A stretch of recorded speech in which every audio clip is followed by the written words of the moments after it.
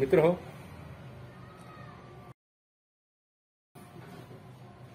Harappa culture याविषयी माहिती घेऊ. प्राचीन भारताच्या इतिहासामधले अत्यंत महत्वाचा असा हा टॉपिक आहे. म्हणजे इतिहासपूर्व काळ जो आपण आदिमानवाचा अभ्यास करतो आणि आद्य इतिहास काळ, प्रोटो हिस्ट्री ज्याला आपण म्हणतो, त्याचा हा भाग आहे. म्हणजे ताम्र पाषाण युग, कॉपर युग ज्याला आपण म्हणतो, ते युग म्हणजे हडप्पा संस्कृती आहे, हडप्पा कल्चर आहे असं आपण त्याला म्हणतो. मित्रहो, या हडप्पा संस्कृतीचा शोध लागण्याची ही गमतीदार प्रसंग किंवा एक गंमत आहे बरं का मित्र. ब्रिटिश कालखंडामध्ये एक रेल्वे लाईन टाकण्याचं काम त्यांनी सुरू केलं. तुम्हाला माहिती आहे, पहिली मुंबई ते ठाणे ही पहिली रेल्वे धावली ब्रिटिशांच्या कालखंडामध्ये आणि नंतर त्यांनी रेल्वेचं जाळं संपूर्ण भारतभर पसरवण्याचं काम केलं. तेच रेल्वेचं जाळं टाकण्याचं काम पंजाब प्रांतामध्ये सुरू झालं. म्हणजे हल्लीच्या पाकिस्तानमधला पंजाब बरं का, पाकिस्तान आणि सिंध प्रांतातला. आणि मग एक टेकडी तिथे मध्ये आली. त्या टेकडीच्या तिथे कामगारांना काम करण्यासाठी ज्यावेळेला पाचारण करण्यात आलं तर कामगार असे म्हणायला लागले की नाही नाही नाही, आम्ही तिथे खोदणार नाही, त्या टेकडीवरती आम्ही काम करणार नाही. आश्चर्य वाटलं सगळ्या तिथल्या इंजिनियर्सला, सगळ्या माणसांना की काय आहे बुवा, का नाकारतायत हे सगळे कामगार इथले. तर त्यांचं असं म्हणणं होतं की नाही नाही, ती मोहनजोदडो आहे. मोहनजोदडो म्हणजे मुर्द्यांची टेकडी. तिथे मुर्दे आहेत, तिथं प्रेत आहे, तिथं भूतपिशाच असतात, म्हणून आम्ही तिथं काम करणार नाही. परंतु नंतर लोकांना पटवून त्यांनी कामगारांना आणलं आणि जास्तीचं वेतन देऊन म्हणा किंवा काहीतरी धाक पैसा दाखवून काहीतरी करून त्यांनी परत काम करायला सुरुवात केली. तर असं लक्षात येतं की तिथं अनेक गोष्टी सापडायला लागल्या. लोक म्हणायची इथं सगळं संपूर्ण शहर पालथं झालेलं आहे आणि याच्यामध्ये ते गाडलं गेलेलं आहे. आणि मग डॉक्टर जॉन मार्शल आणि दयाराम साहनी, राखलदास बॅनर्जी यांच्या नेतृत्वामध्ये ते काम थांबवण्यात आलं आणि परत म्हणजे ते रेल्वेचं काम आहे ते थांबवण्यात आलं. आणि इथं काही इतिहासाच्या संदर्भातल्या काही गोष्टी आहेत त्या उत्खननातून बाहेर येत आहेत. हे जसं लक्षात आल्यानंतर त्या काळातले ब्रिटिशांचे ज्येष्ठ इतिहासकार जसं डॉक्टर जॉन मार्शल आणि त्यांच्या नेतृत्वामध्ये जो बंगाली इतिहासकार, भारतीय इतिहासकार, ज्याच्यामध्ये आपण राखलदास बॅनर्जी आणि दयाराम साहनी यांचं नाव मोठ्या प्रमाणात घेतो, या लोकांनी तिथं उत्खनन सुरू केलं. आणि मग आश्चर्यकारकरित्या प्राचीन भारताच्या आद्य इतिहासाच्या दृष्टीनं मोठा उलगडा व्हायला सुरुवात झाली. आणि आश्चर्यकारक अशा गोष्टी तिथं सापडल्या. आणि मग कार्ब 14च्या परीक्षणातून त्या हाडाचं निरीक्षण करून ही संस्कृती किती जुनी आहे, काय आहे, या पद्धतीचाही शोध घेण्याची सुरुवात केली. आपण बघतो जॉन मार्शलने ह्या संस्कृतीचा कालखंड जो आहे तो इसवी सन पूर्व 4000 वर्ष लावला. यावेळेला नंतर राखलदास बॅनर्जी आणि दयाराम साहनी यांनी मोहनजोदडोचं उद्घाटन केलं. त्याला आंतरराष्ट्रीय महत्व असं प्राप्त झालं. यानंतर अनेक गोष्टीचं उत्खनन झालं. कालीबंगचं झालं, राखीगडीचं झालं, लोथलचं झालं, धोलविरा नगरीचं झालं. आणि बघता बघता बघता हे फार मोठं असं कल्चर आहे अशा प्रकारचं संशोधन समोर यायला लागलं. आणि हे भारताच्या आद्य इतिहासाचा भाग आहे. ते लोक किती सुसंस्कृत होते, किती प्रगत होते, किती मोठ्या प्रमाणात त्यांनी विकास केला होता, हे बघून संपूर्ण जगानं आपले तोंड म्हणजे आश्चर्यचकित झाले. त्यांनी बोटं तोंडात घातली, अरे बा, इतकी महान संस्कृती ही भारतामध्ये होती असं त्यांच्या लक्षात आलं. पंजाबमधील रावी नदीच्या किनाऱ्यावरती या दोन ज्या टेकड्या होत्या त्या टेकड्या उत्खनन केल्यानंतर तिथे एक संपूर्ण नगर त्यांच्या समोर आलं. हे तुमच्या समोर एक चित्र मी ठेवतोय. अगदी काटकोनात विभागणारे म्हणजे 90 अंशामध्ये विभागणारे शहरातून 4 रस्ते असे काटकोन त्रिकोणात असे विभागलेले, त्या 4 रस्त्याच्या आजूबाजूला बसलेले हे अत्यंत सुंदर संपन्न असं हे शहर नगर ज्याला आपण म्हणू शकतो. बघा किती रेखीव आणि आखीव अशी घरांची रचना तिथे दिसते. असं वाटतं जसं कुठल्या आर्किटेक्चरच्या द्वारे हे नगर प्लॅनिंगनं बसवलेलं आहे असं आपल्याला दिसतं. त्या नगरामध्ये सापडणाऱ्या ह्या वस्तू अत्यंत मौल्यवान असे दगड ज्याला आपण म्हणू शकतो त्या तिथे उपलब्ध झाल्यात. आणि मग आपण म्हणतो माधव स्वरूप दास वत्स 1921 मध्ये या परत नगराचं उत्खनन केलं, त्याच्या तटबंदीचा शोध घेतला, मोठा चित्रा तिथं आपल्याला सापडला. भाजलेल्या विटानं अगदी मजबूत असे बांधकाम केल्याचं लक्षात येतं. आणि कामगारांसाठी त्याच शहरामध्ये एक वेगळी वस्ती आहे, त्यांचंही घर प्रशस्त आहे. नगरामध्ये एक मोठं धान्य कोठार आहे, ज्या धान्य कोठाराची बांधणी केलेली आहे. त्या धान्य कोठारामध्ये धान्य साठवून ठेवण्याचं काम त्यावेळेस केलं जात होतं. कामगाराच्या घराशेजारी शेणी, कोळसा, राख अशा 16 भट्ट्या आहेत जिथे ते वीट भट्ट्या तयार करत होते. त्याच्यातनं धान्य कोठाराच्या 2 रांगा तिथं बांधलेल्या आहेत. 7 मीटर रुंदीचे 2 रस्ते. शहराच्या दक्षिणेस एक मोठं कब्रस्तान ज्याला आपण म्हणतो प्रेत गाडण्याचं एक ठिकाण, पक्क्या विठाने बनवलेला एक मोठा हौद, असं एक आणि गटारी योजना आपण ज्याला ड्रेनेज लाईन म्हणतो, जी आधुनिक काळातलं देणं आहे. त्या काळात ड्रेनेज लाईन प्रत्येकाच्या घरामध्ये म्हणजे वासगृहाची, स्वच्छतागृहाची तिथे योजना होती. आणि त्या स्वच्छतागृहाच्या योजनेला एका ड्रेनेज लाईनने शहराच्या बाहेर नेऊन सोडलं होतं. आणि ही जी ड्रेनेज लाईन आहे ती भुयारी होती. ती तत्कालीन विटाने आणि चुनखडीनं बांधून मजबूत पद्धतीनं जागोजागी ती नाली जी ड्रेनेज व्यवस्था जी आहे तिचं जर चोकअप झालं तर तिला मोकळं करण्यासाठीचे ड्रेनेज सुद्धा तिथे जागोजागी लावलेले होते. आपण बघतो की आद्य इतिहासपूर्व काळामध्ये ह्या घटना आपण म्हणतो म्हणजे इतिहासाचा जो काळ सुरू होतो प्राचीन भारताच्या त्याच्यापूर्वीच हे नगर आहे. आणि अशा पद्धतीचं तिथं आपण बघतोय की इतका विकास तिथं झालेला आहे. सिंध प्रांतामध्ये एक लारकान नावाचं शहर आहे. हडप्पाच्या शहरामध्ये त्या टेकड्या मोहनजोदडो एक नगर तिथं सापडलंय. राखलदास बॅनर्जी आणि मार्शल मॅकॉय व्हीलर आणि G.F. डेल्स यांनी या नगरांचे 7 स्तराचं निरीक्षण केलंय. 7 ज्याला लेअर आपण म्हणतो की लेअर ज्या कालखंडात लागले जातात त्या एक लेअर निर्माण होण्यासाठी एक विशिष्ट प्रकारचा कालखंड लागतो. त्याच्यावरून त्याचं इसवी सन जे आहे ते किती जुनं आहे, किती काय आहे याच्या पद्धतीनं आपण हे ठेवून म्हणजे हे ठरवलं जातं. त्या शहरामध्ये आणखीन एक वैशिष्ट्यपूर्ण बाब सापडली ती म्हणजे स्विमिंग पूल. म्हणजे आधुनिक काळाचं जे लक्षण आहे ते स्विमिंग पूल, एक मोठं महास्नानगृह तिथं होतं. ते स्नानगृहाच्या बाजूला कपडे बदलण्यासाठीच्या रूम्स. अगदी आपण बघतो की प्रमुख रस्त्याची जी रुंदी आहे ती 9.14 मीटर रुंद आहेत. आणि 3 घरांची जी रुंदी आहे ती 3 मीटर असून प्रत्येक घराचे मुख्य प्रवेशद्वार रस्त्याकडे नसून अरुंद गल्लीच्या साईडला आहे. म्हणजे रस्त्यावरती मुख्य द्वार ठेवलेलं नाहीये किंवा धूळ वगैरे येणाऱ्या जाणाऱ्यांची तकलीफ घराला नसावी म्हणून गल्लीच्या बाजूनं आपलं दरवाजा ठेवलेला आहे. आणि फारची सजावट नसणारी, हवा खेळत राहणारी खिडक्या ठेवलेली आहेत. आणि पाणी पुरवठ्याची सोय प्रत्येक घरामध्ये आपल्याला दिसतं. स्नानगृह सोय असं वाटतं जसं काही आधुनिक नगरामध्ये किंवा लंडन शहरामध्ये आपण आहोत किंवा आधुनिक मुंबईमध्ये आपण आहोत किंवा आधुनिक ज्या बँगलोरमध्ये आहोत असं आपल्याला भास व्हावा अशा प्रकारच्या त्या शहराची, त्या नगराची रचना होती. आपल्या लक्षात येतं सिंधू जी नदी आहे त्या सिंधू नदीच्या काठावर एक शहर, रावी नदीच्या काठावर एक शहर. इथं सिंधू नदी दाखवते. सिंधू नदीच्या बाजूला जे नगर आहे ते नगर आपल्याला इथं दिसतंय, हे लक्षात घ्या.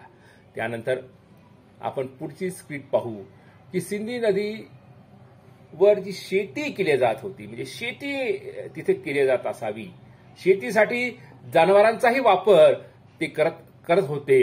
हे बघा, हा एक मोठा किल्ला तिथं आपल्याला दिसतो सिंधू नगराच्या ठिकाणी. आणि हे स्नानगृह किल्ला म्हणजे प्रत्येक ठिकाणी संरक्षणाची व्यवस्था ज्याला आपण म्हणतो, आणि प्रत्येक रस्त्याच्या कडेला ब्रुज बांधलेले आहेत. आणि त्या ब्रुजाचा वापर कशासाठी होत असावा, तर तिथं रात्रीच्या वेळेला दिवाबत्तीची सोय केली असावी, आणि दिवाबत्ती त्या शहरामध्ये होती हे आपल्याला सांगता येतं. हा किल्ला जो आहे, या किल्ल्यामध्ये त्या नगराचा प्रमुख म्हणा किंवा राजा असेल किंवा गणराज्य व्यवस्था असेल, त्या गावाच्या त्या नगराच्या प्रमुखाच्या राहण्याची व्यवस्था तिथं असेल. आता बरेच इतिहासकार वेगवेगळी गोष्ट सांगतात की सिंधू संस्कृती जी आहे किंवा हडप्पा संस्कृती जी आहे ती श्री सत्ताक राज्याद्वारे चालवली जात होती. म्हणजे मग एखादी जी महाराणी असेल तिथनं ती राज्यकारभार करत असेल, आणि इतका उत्कृष्ट प्रकारचा राज्यकारभार ती चालत असावी. कारण की नगरांच्या रचनेवरून आपल्या लक्षात येतं की अतिशय सुंदर असं त्या व्यवस्थापन केलेलं आहे. म्हणजे तिथला राज्यकारभार हा व्यवस्थित असावा. हे कामगारांच्या घराची रचना आपल्याला दिसते, आणि ती एका बाजूला आहे. त्यांच्या बाजूला त्यांचं जे काम आहे, फॅक्टरी आहे, आपण वीट बनवण्याची फॅक्टरी म्हणू किंवा भट्टी म्हणू, चुनखडी म्हणू, ही सगळे साधनं त्याच्या बाजूला आहेत असं आपल्या लक्षात येतं. काही घरं कच्च्या मातीच्या विटांनी पाया रचलेला आहे, आणि विटा निर्माण करण्याची कला ही तत्कालीन समाजानं किंवा तत्कालीन संस्कृतीनं अवगत केली होती. नव्हे केवळ अवगत नाही केली, तर त्याचा उपयोग करून त्यांनी घरं बांधली. आता बघा, हे तुमच्या समोर मी शहरातल्या घराची रचना ठेवतोय. एक नगराला प्रवेशद्वार आहे, आणि जी घरं आहेत मोस्टली म्हणजे बहुतांशी घरं ही 2 मजली 3 मजली आहेत. बघा मित्र, म्हणजे 2 मजली 3 मजली घरं बांधण्याची कला, रचना किंवा अभ्यास, त्याला आपण म्हणतो शास्त्र, त्यांनी अवगत केलं होतं. ते आर्किटेक्चर शास्त्र, इंजिनिअरिंग शास्त्र त्यांनी अवगत केलं होतं. तिथं नाल्यांची व्यवस्था दिसते आपल्याला, रचना दिसते, त्यांचे दरवाजे हे गल्लीमध्ये दिसतात, आणि एकमेकाचे घर हे अंतरानं चिटकून एका रांगेत जरी असले तर दोघांच्या भिंती ज्या आहेत ते कॉमन नाही आहेत, एक नाही आहेत. दोघांच्या भिंतींमध्ये जागा सोडलेली आहे, आणि ती सोडलेली जागाला सुद्धा नंतर एका समोरून एक भिंत आणि पाठीमागून एक भिंत म्हणून ती बोळ जी ती झाकलेली आहे असं आपल्याला लक्षात येतं. म्हणजे चोरांचा किंवा यांचा त्रास होऊ नये असा त्यांचा हेतू असावा, किंवा जंगली काही प्राण्यांचा त्रास होत नाही असा त्यांचा हेतू असावा. म्हणजे किती विचार त्यांनी करून ती घरं बांधलीत असं आपल्या लक्षात येतं. मित्रहो, नंतर हे त्यांचं स्मशानभूमी कब्रस्तान. म्हणजे त्या प्राचीन भारतामधील लोक प्रेताला जाळत नव्हती, भारतीय लोक मूळची, आणि ती गाडत होती. म्हणजे ती स्मशानमध्ये त्याला पुरण्याची प्रथा जी होती आपण म्हणतो ती प्रथा होती. म्हणून अनेक प्रेत तिथं उत्तर दक्षिण पुरलेले आहेत. काही प्रेतासोबत त्यांच्या उपयोगी वस्तू, त्यांची व्यसनं वगैरे असणार ते सुद्धा त्यांनी त्याच्यामध्ये पुरल्याचं आपल्या लक्षात येतंय. म्हणजे एक विशिष्ट प्रकारचा धर्म, एका विशिष्ट प्रकारची ज्याला म्हणतो रूढी परंपरा, ज्या ट्रॅडिशनल पद्धती तिथं अस्तित्वात होत्या असं आपण मानू शकतो. ते मातृदेवतेचं एक चित्र तिथं सापडलेलं आहे. जी मातृदेवता उलटी आहे, जी नग्न आहे, आणि तिच्या योनीतून एक झाड उगतंय, तिची पूजा करण्याची प्रथा तिथं दिसते. काही नग्न स्त्रिया, काही नर्तकी आहेत तिथं आहेत. बळी देण्याची प्रथा असावी का असाही विचार तिथं केला जातं. हे महास्नानगृह बघा, हे महान स्नानगृह मध्यभागी स्नानगृह आहे. आजूबाजूला सगळे खोल्या आहेत, त्या खोल्यामध्ये कपडे बदलण्याची व्यवस्था, सगळ्या प्रकारची व्यवस्था. म्हणजे असं वाटतंय जसं आजचं आधुनिक काळातला स्विमिंग पूल आहे अशा प्रकारचं स्नानगृह, आणि धान्याची कोठारही तिथं असल्याचं आपल्या लक्षात येतंय. मित्र हो, हे बघा, हे महान स्नानगृहाचा आतला भाग, पायऱ्या उतरण्यासाठी, आणि हे पाणी बदलल्या जात होतं तशा प्रकारची व्यवस्था तिथं आहे की त्या स्नानगृहामध्ये पाणी ते खराब झालं तर ते बदलायचं, परत फ्रेश वॉटर त्याच्यामध्ये टाकायचं. त्याच्यासाठीच्या विहिरी तिथं आहेत, त्याच्यासाठीचं भुयारी जनमार्ग त्यांनी निर्माण केलेलं आपल्याला लक्षात येतं. म्हणजे इतकी आधुनिक तंत्रज्ञान, इतकं आधुनिक आर्किटेक्चर त्यांनी वापरलं त्या काळामध्ये. म्हणून डॉक्टर जॉन मार्शल म्हणत होते की मला या भग्न अवस्थेतल्या हडप्पा नगरामध्ये उभं राहिलं तर असं वाटतं की मी आजच्या आधुनिक लंडन शहरामध्ये उभा आहे किंवा न्यूयॉर्क शहरामध्ये उभा आहे, अशा प्रकारचा भास मला होतो. म्हणजे इतकी प्रगती भारतीयांनी त्या काळात केली होती असं आपल्या लक्षात येतं. रस्त्याच्या कडेला आपण बघा की ही बंदिस्त असणारी भुयारी गटार तिथं आहे, ड्रेनेज लाईन आहेत. हे ड्रेनेज लाईनचा वापर ते करत होते. शौचालय ज्याला आपण म्हणतो, स्वच्छतागृह, टॉयलेट याची रचना आणि त्या टॉयलेटसाठी भुयारी मार्ग. म्हणजे बघा, आजही आपल्या देशामध्ये आपल्याला संडास टॉयलेटच्या संदर्भात जाहिरात करावी लागते. अगदी अक्षय कुमार सारख्या नटाला त्याच्यावरती टॉयलेट नावाचा सिनेमा काढावा लागतो. पंतप्रधानाला नेहमी आव्हान करावं लागतं आजच्या भारतीयांसाठी. परंतु तत्कालिक भारतीयांनी आपल्या घरामध्ये शौचालय बांधली होती आणि ते स्वच्छतेच्या दृष्टीनं किती अग्रेसर होते हे आपल्या लक्षात येतं. म्हणजे किती प्रगत अवस्थेमध्ये त्यांनी आपल्याला आपलं जीवन ते जगत होते असं लक्षात येतं. बघा, गल्लीतले रस्ते आहेत आणि गल्लीतल्या रस्त्यामध्ये त्यांनी आपले दरवाजे ठेवलेत, मुख्य रस्त्यावर न ठेवता. हे आपल्याला लक्षात येतं. आणि घराचं बांधकाम बघा किती मजबूत आहे. अगदी विटावर वीट ठेवलेली अगदी सुंदर पद्धतीची रचना आहे.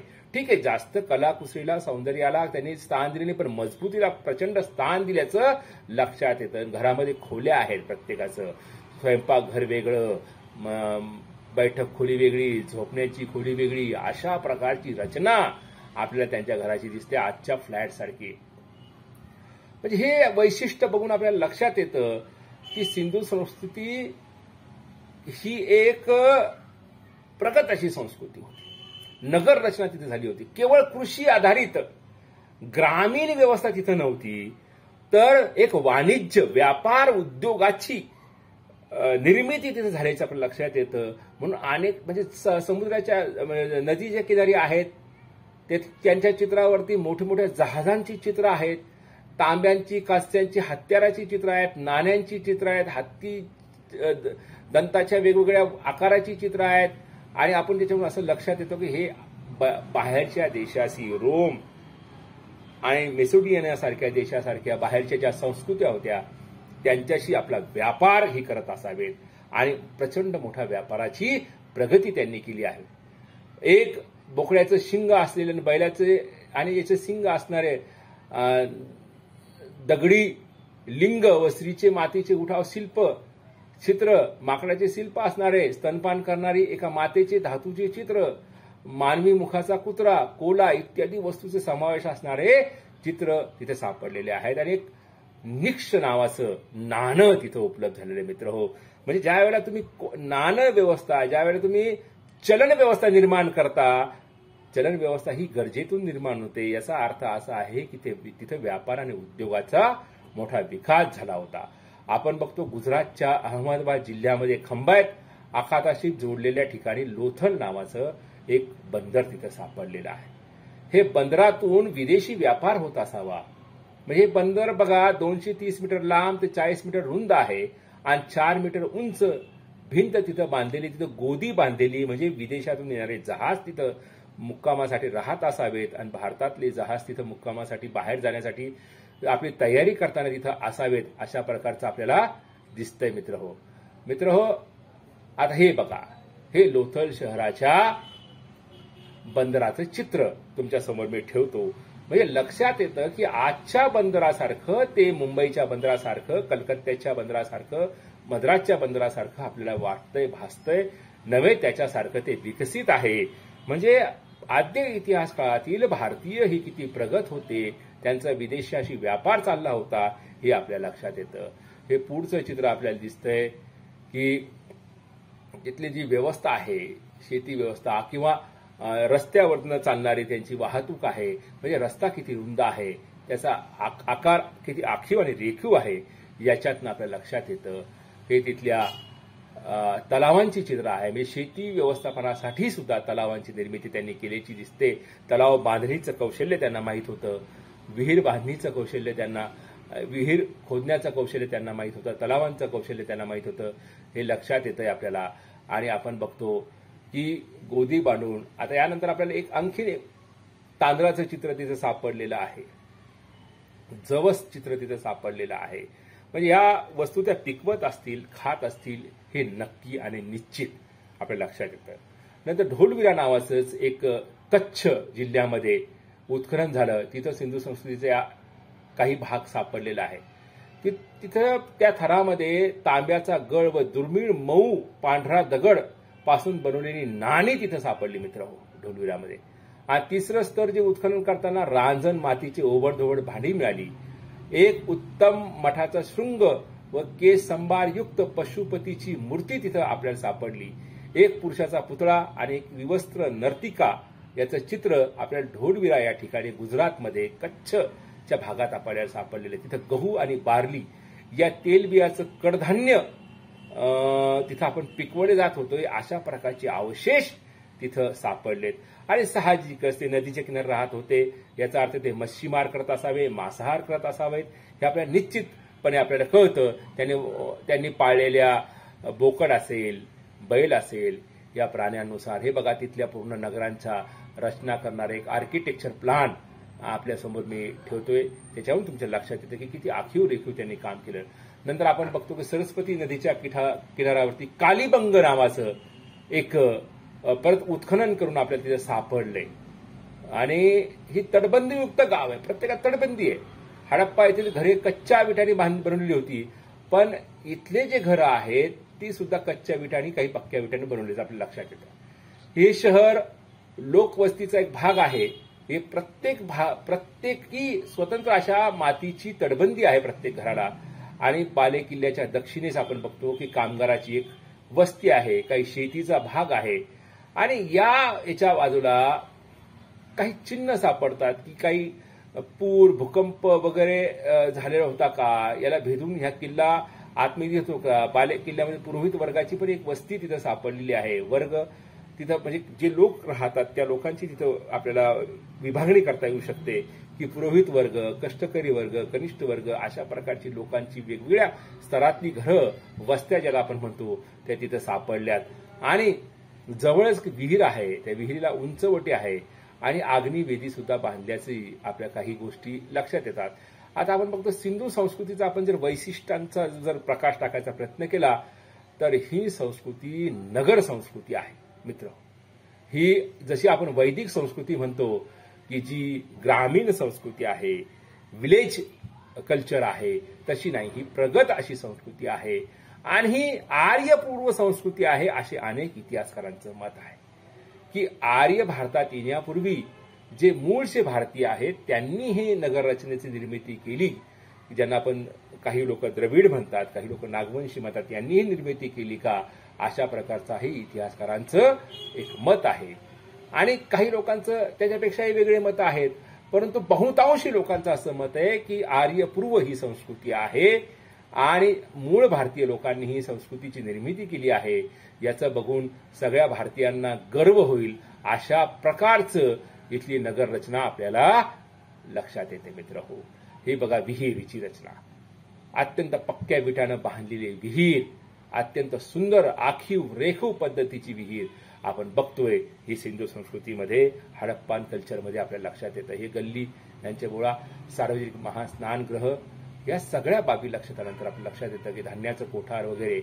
आणि आपण शेवटी बघतो की त्यांची रचना जी आहे, बैलगाडीचा वापर ते प्रवासासाठी करतात, घोड्यांचा वापर कदाचित तिथं सापडलेलं नाही, घोड्याचं चित्र तिथं सापडलेलं नाही, घोडा तिथं असेल की नसेल याच्या प्रकारची कल्पना नाही. घोडा हे आर्य संस्कृतीचं प्रतीक होतं आणि ते आर्यांसोबत परंतु बैल, म्हैस या प्रकारचे प्राणी तिथं सापडलेले आहेत. ही ड्रेनेज लाईन बघतो, बाथरूम, लोअर डाऊन आपण ह्या सगळ्या गोष्टी बघतो. आणि ही सगळी त्यांची रचना हे बघितल्यानंतर आपल्या लक्षात येतं.